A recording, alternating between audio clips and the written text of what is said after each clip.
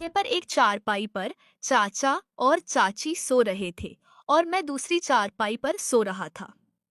लगभग मेरी और चाचा की चारपाई में 15 मीटर का अंतर था और जैसे ही रात के 10 बज गए थे, फिर चाचा और चाची आपस में रोमांटिक बातें कर रहे थे और मैं उनकी बातों को सुन रहा था। चाचा चाची को लग रहा था कि मैं सो गया हूँ और वो रोमांटिक की बातें कर रहे थे और दोनों लोग चादर में फुल मजे कर रहे थे। मैंने देखा कि चाचा और चाची रोमांटिक बातें कर रहे हैं और मुझे फिर नींद आने का मतलब ही नहीं बनता था। थोड़ी देर बाद चाचा ने चादर उगाड़कर चाची की ऐसी बाहर फेंकी। फिर देखो वीडियो में क्या हुआ है। दोस्तों, वीडियो को पूरा देखो, कसम से मजा आ जाएगा। वीडियो बहुत ही इंटरेस्टिंग है। दोस्तों, मेरा नाम मोनू है और मेरी उम्र सेक्टर 20 वर्ष है। मैं अपने चाचा और चाची के साथ चाचा के ही घर रहता हूँ और वहाँ रहकर अपनी नौकरी की तैयारी कर रहा हूँ। चाचा हमारे मुझसे बहुत प्यार करते हैं और चाचा की नई नई शादी हुई है और शादी के बाद हमारे गांव में लाइट की व्यवस्था कुछ ऐसी ही रहती है। गांव में सायं के टाइम में करीबन 4 बजे बहुत तेजी से आंधी तूफान आता है। आंधी तूफान अपनी मर्जी से ही अपनी चारपाई 10 से 15 मीटर दूर बिछा रखी थी और चाचा और चाची ने अपनी चारपाई 10 मीटर मेरे से दूर रखी थी। अब रात के 10 3 बजे तक दोनों एक ही चारपाई पर सोते रहे। मुझे महसूस हो गया कि वह सो गए, लेकिन वह दोनों आपस में जग रहे थे और खूब मस्तियां कर रहे थे। लेकिन मुझे भी नहीं आ रही थी, क्योंकि मैं भी एक जवान लड़का था। जैसे ही रात के 10 कि 11 बजे और मैं कोई आवाज नहीं कर रहा था, उन्हें भी लग रहा था कि शायद मैं सो चुका हूँ, लेकिन मैं सोया नहीं था। जैसे ही रात के 10 बजे और उन्होंने मस्ती करनी सी शुरू कर दी।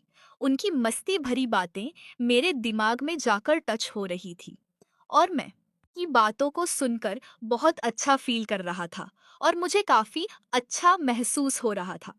जैसे ही 10 बजे फिर चाचा और चाची ने चाची की मैक्सी निकालकर बाहर फेंकी। जो चांदनी रात थी उसमें साफ साफ दिख रहा था, क्योंकि आदमी चांदनी रात में सब कुछ दिख जाता है साफ साफ।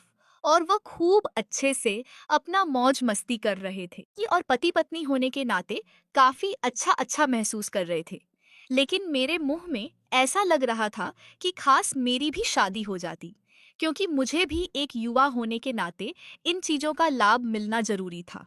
रात का 1 3 बज गया, लेकिन मुझे नींद आने का सवाल ही पैदा नहीं हो रहा, क्योंकि उनकी मस्ती भरी बातें मेरे दिमाग में टच इन जैसे ही सुबह के 4 ही थी।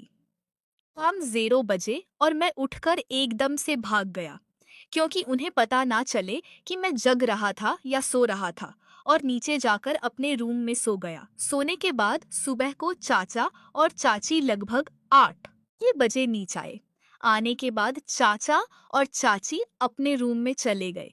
फिर चाची फ्रेश होने के बाद अपने रूम में बाहर आई और चाय नाश्ते का इंतजाम करा। चाय नाश्ता करने के बाद जैसे ही चाची मेरे लिए चाय नाश्ता लेकर आई, तो मैं उन्हें देख रहा था। तो मैंने चाची को देखा कि चाची देखने में वाकई में बहुत सुंदर थी और हम उनको देखकर कोई भी आदमी लट्टू हो जाता। चाची की शरीर की बनावट बिल्कुल गोलम टोल थी और देखने में भी बिल्कुल इतनी ताजी और हेल्दी थी।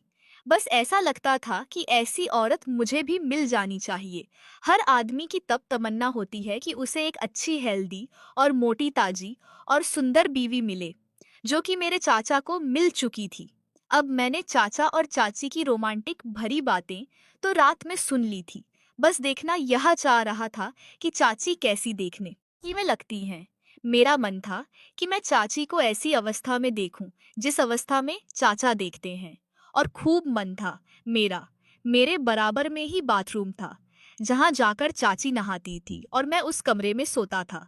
जैसे ही मुझे पता चल जाता था कि बाथरूम में कोई नहा रहा है, क्योंकि उसकी पानी की छनक मेरे कमरे की यह आवाज पहुंचती थी और मैं देखना चाहता था कि चाची कैसी लगती हैं देखने में। चाचा ऑफिस चले जाते हैं सुबह 10 बजे तक और चाची नहाने के लिए जाती हैं और मैं बाथरूम के आगे खड़े होकर मैं देख रहा था। झांक कर देख रहा था, लेकिन वहां थोड़ा सा गेट का कोना टूटा हुआ था, जिसकी परछाई अंदर तक जा रही थी। चाची ने कि वो परछाई देख ली और एकदम से एक साइड खड़ी हो गई। फिर मैं समझ गया था कि चाची ने शायद मुझे देख लिया है और घर में कोई रहता नहीं है। सीधा सीधा शक मेरे ऊपर जाएगा। इस वजह से मैं एकदम वहां से पीछे हट गया। लेकिन चाची को यह पक्का नहीं पता था कि कोई आदमी ही है। उन्होंने सोचा कोई बिल्ली विल्ली भी हो सकती है, क्योंकि जरा सी छेद में से गेट के टूटे हुए कोई खास चीज दिखती नहीं है। अब हर रोज का यही किस्सा हो चुका था। जैसे ही चाची नहाने जाती थी, मैं वहां से झांक कर देखने की कोशिश करता था। लेकिन चाची को यह तो लगने लगा था कि यह बिल्ली जब भी क्यों आती है जब मैं नहाने आती हूँ। अब चाची को शक होने लगा था। चाची ने ट्रिन और बाथरूम के दरवाजे के आगे अपना फोन ऑन करके और उसका कैमरा चालू करके रख दिया था, और वह देखना चाहती थी कि मुझे कौन अंदर देखना चाहता है। और जैसे ही वो कैमरा रख दिया उन्होंने, और मैं जो है नहाने को, कि जब वो गई फिर मैं पीछे से जाता हूँ। और जाने के बाद मैंने जब देखा तो चाची समझ गई थी। कहने लगी आज तो ये पता चल ही जाएगा कि मुझे रोज रोज कौन नहाते हुए देखना चाहता है या देखता है। और मैं वहां से एकदम चला गया और चाची अंदर से निकल कर आई और मैक्सी पहनकर अंदर जाकर और अपना मोबाइल उठाकर और अपने कमरे में चली गई। फिर जाने के बाद उन्होंने कैमरे में जो तस्वीर कैद हो गई थी वो उन्होंने देख ली।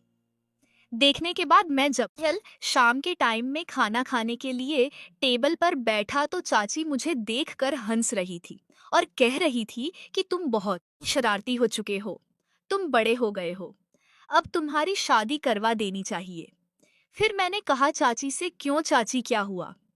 किसी ने कोई शिकायत कर दी क्या? फिर चाची हंसकर कहने लगी, कोई शिकायत करता तब भी तो अच्छा था, लेकिन तुम्हारी शिकायत तो ऐसी है जो किसी को बता भी नहीं सकते। फिर मैं धीरे समझ गया था कि शायद चाची को पता चल गया है कि चाची को नहाते वक्त मैं ही देखता हूँ। और मैं खामोश हो गया। खामोश होने के बाद अपने कमरे में जाकर सो गया। मुझे नींद नहीं आ ये थी। मैं सोचने लगा था कि शायद भाई चाची को पता चल गया। फिर चाची जैसे ही सुबह को 10 बजे चाचा अपने ऑफिस चले जाते हैं, मैं अपने कमरे में पढ़ रहा था, तब चाची पीछे से पहुंची और जाकर मेरे पास बैठ गई।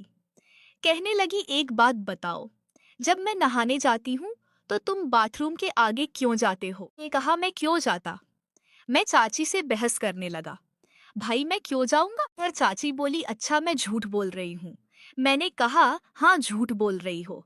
फिर चाची ने अपने फोन में जो तस्वीरें कैद कर रखी थी वो मुझे दिखाई। देखने के अरे बाद मेरे तो पैरों की जमीन निकल गई। मैं सोचने लगा, भाई यह औरत बहुत ही चालाक है और यह ऐसे कब्जे में नहीं आएगी। और मैं सोचने लगा था, यार यह बात खत्म हो जाए, यह बात चाचा तक नहीं पहुंचे, क्योंकि चाचा तक अगर बात पहुंच गई तो मामला बहुत खराब हो जाएगा। फिर मैं चाची से कहने लगा, मैं चाची आपके हाथ जोड़ता हूँ, कहो तो मैं आपके पैर पकड़ता हूँ। ये बात चाचा तक नहीं पहुँचनी चाहिए। बस मुझसे गलती हो गई, मैं यही माफी मांगना चाहता हूँ और यही बात खत्म करना चाहता हूँ। फिर चाची कहने लगी, अच्छा एक बात बताओ, तुम क्या देखना चाहते थे? मैं हंसा और हंसने के बाद चाची से पूछने लगा, चाची आप मुझे मुझे माफ करना चाहती हो या ऑफर देना चाहती हो? या फिर चाची जी भी बहुत जोर से हंसी। कहने लगी, ऑफर की बात नहीं है, मैं ये कहना चाह रही हूँ, तुम देखना क्या चाहते हो ये भी तो मुझे बताओ। अरे तुम झांक झांक कर देखना चाहते हो, मैं तुम्हें सब कुछ अभी दिखा दूं और कहो तो। फिर मैं बिल्कुल चुप गया। चाची कहने लगी, और मेरी शादी को 6 महीने हो चुके हैं, लेकिन तुम्हारे चाचा से मैं खुश नहीं रह पाती हूँ। तुम्हारे चाचा बहुत कमजोर आदमी है, वो मेरे से बात नहीं किसे कर पाते, मुझे टाइम नहीं दे पाते। फिर क्या फायदा ऐसे शादी संबंध वाले उस जीवन में, या मैं सोचने लगा। मैंने